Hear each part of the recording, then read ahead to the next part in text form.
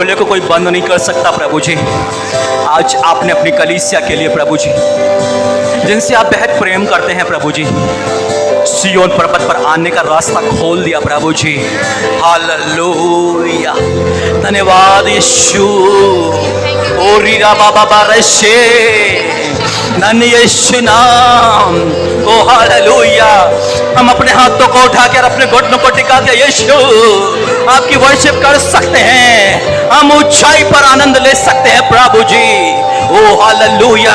अब हम अकेले नहीं प्रभु जी, धन्यवाद प्रभु जी। अब हमारी प्रार्थना जवाब लेकर के आएगी प्रभु जी। अद्भुत आश्चर्यक्रम अपनी प्रार्थनाओं में हम देखेंगे प्रभु जी।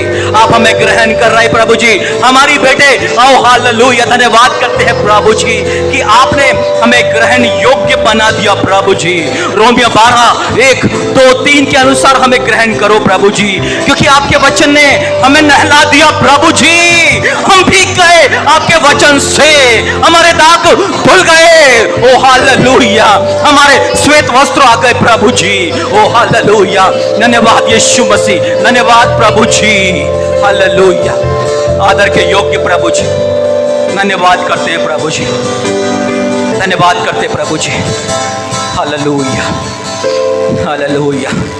आंखों को बंद किए रहें, कुछ पल आप फील करें जब आप सिय्योन पर्वत की ऊंचाइयों पर आत्मा में हैं।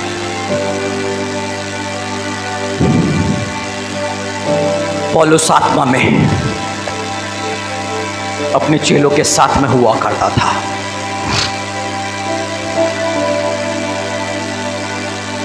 आप भी आत्मा में सिय्योन पर्वत पर आ चुके हैं। देखिए, महसूस करेंगे आप जैसे आपके पैरों के नीचे कुछ नहीं, आसपास खाली, परंतु एक अद्भुत महिमा के बादलों से घिरे हुए। उसका धन्यवाद करें। बोले को कोई बंद नहीं कर सकता प्रभु जी। आज आपने अपनी कलीसिया के लिए प्रभु जी, जिनसे आप बेहद प्रेम करते हैं प्रभु जी, सियोन पर्वत पर आने का रास्ता खोल दिया प्रभु जी। हालेलुया, धन्यवाद यीशु। ओ रीरा बाबा बारशे धन्य यीशु नाम। ओ हालेलुया। हम अपने हाथों को उठाकर अपने घुटनों को टिका के यीशु आपकी वर्शिप कर सकते हैं। हम ऊंचाई पर आनंद ले सकते हैं प्रभु जी। ओ हालेलुया। अब हम अकेले नहीं प्रभु जी, धन्यवाद प्रभु जी। अब हमारी प्रार्थना जवाब लेकर के आएगी प्रभु जी। अद्भुत आश्चर्यक्रम अपनी प्रार्थनाओं में हम देखेंगे प्रभु जी। आप हमें ग्रहण कर रहे प्रभु जी, हमारी बेटे। ओ हालेलुया, धन्यवाद करते हैं प्रभु जी कि आपने हमें ग्रहण योग्य बना दिया प्रभु जी। रोमियो 12:1-2-3 के अनुसार हमें ग्रहण करो प्रभु जी, क्योंकि आपके वचन ने हमें नहला दिया प्रभु जी। हम भीग गए आपके वचन से, हमारे दाग धुल गए। ओ हालेलुया, हमारे श्वेत वस्त्र आ गए प्रभु जी। ओ हालेलुया, धन्यवाद यीशु मसीह, धन्यवाद प्रभु जी। हालेलुया, आदर के योग्य प्रभु जी, धन्यवाद करते हैं प्रभु जी, धन्यवाद करते प्रभु जी। Hallelujah, hallelujah. आंखों को बंद किए रहें, कुछ पल आप फील करें जब आप सिय्योन पर्वत की ऊंचाइयों पर आत्मा में हैं।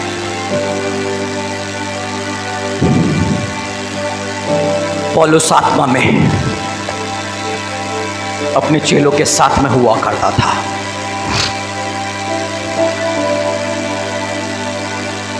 आप भी आत्मा में सिय्योन पर्वत पर आ चुके हैं।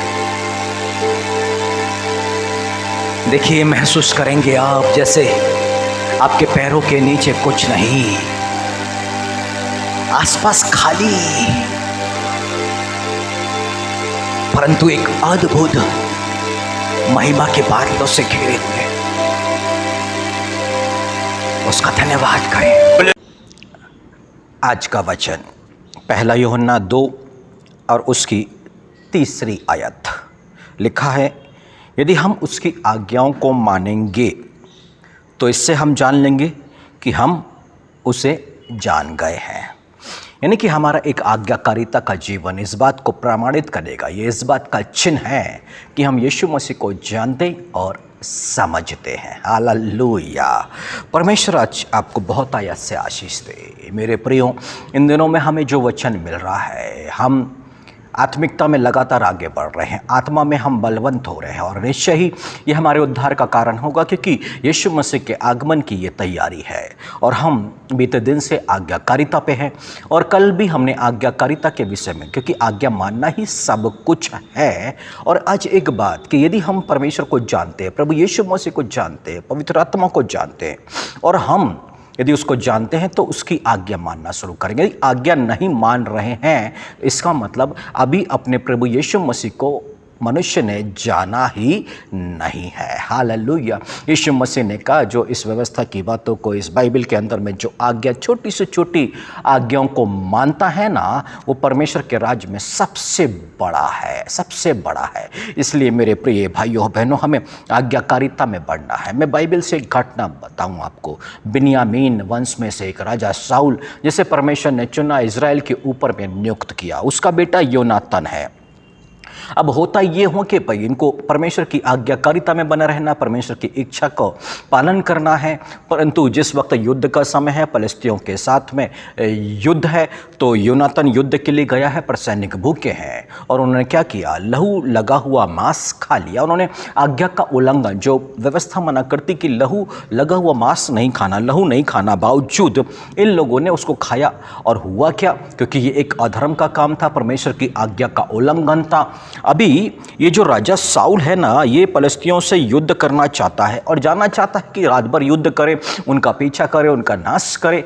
परंतु कभी उसी समय एक पास्टर ने, याजक ने बोला कि चलो पहले परमेश्वर के भवन में परमेश्वर से बातें करें, परमेश्वर से पूछ लेते हैं, परमेश्वर के समीप चलते हैं।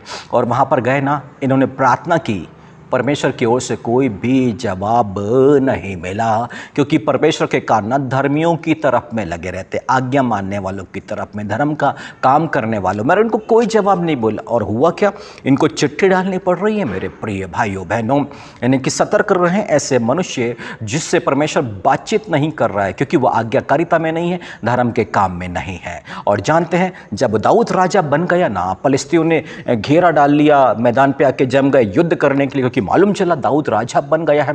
दाऊद वहां पर जाए उसके पहले वो परमेश्वर के पास में पहुंचा, परमेश्वर से प्रार्थना किया और पूछा कि क्या मैं युद्ध के लिए जाऊं, क्या तू उन्हें युद्ध में मुझे सफल कर देगा, उन्हें मेरे हाथों में कर देगा। परमेश्वर ने बोला, हाँ, युद्ध के लिए जा और तू सफल हो जाएगा। दाऊद को परमेश्वर उत्तर दे रहा है, पर यही फलिस्तियों से युद्ध के लिए शाऊल जा रहा है, पर उसको उत्तर नहीं मिल रहा है। यहीं पर हम सावधान हो जाए मेरे प्रिय भाइयों बहनों।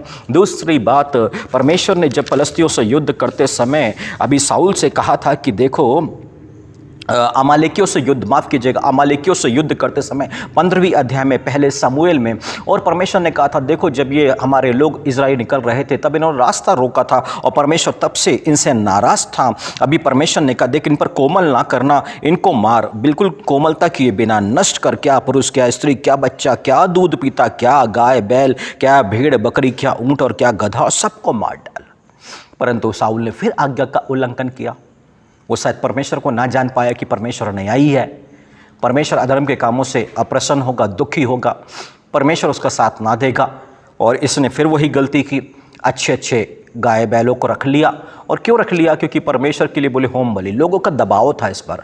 अब परमेश्वर नाराज, परमेश्वर क्रोधित है और परमेश्वर ने बोला, मैं शाऊल को राजा बना के पछता रहा हूँ, क्योंकि आज्ञा मानने वालों को उन्नति देता है वो, और उन्नति पर उन्नति करते हैं, और जो आज्ञा नहीं मानते हैं वो नीचे चले जाते हैं। और राजा शाऊल क्या हुआ, बर्बादी की राह पर, परंतु बस यही आज्ञा का उल्लंघन। इफिसियों 2 अध्याय 2 आयत में स्पष्ट कर दिया गया कि आकाश के हाकिम, अधिकारी और दुष्ट की सेना, मतलब अशुद्ध आत्माओं के लिए आज्ञा का उल्लंघन एक द्वार खोलना है। दूषित आत्माएं एक व्यक्ति में प्रवेश करती है। जो आज्ञाकारिता में बढ़ता है वो पवित्र आत्मा से परिपूर्ण होता है। जो आज्ञा का उल्लंघन करता है उसके अंदर में दूषित आत्मा, और शाऊल के अंदर में दूषित आत्मा, और मानसिक रूप से बेचैन होने लग गया, वो परेशान होने लग गया, अब परमेश्वर के विरुद्ध में आ गया। यानी कि दाऊद जो परमेश्वर का अभिषिक्त है ना, उसको वो भाले से मारना चाहता, उसके पीछे भागता, उसको जान से खत्म करना चाहता है, और सारे वचन के विरुद्ध में होने लग गए। और अंत क्या था, आत्महत्या। एक मनुष्य के अंदर में जीने की इच्छा का ना होना, ये दूषित आत्मा का प्रभाव है। यूदस भी तो आत्महत्या किया था। ये सारे लोग आज्ञा का उल्लंघन करने वाले लोग थे। आज हमारे लिए चेतावनी है, सावधान परमेश्वर हमें कर रहा है मेरे प्रिय भाइयों बहनों।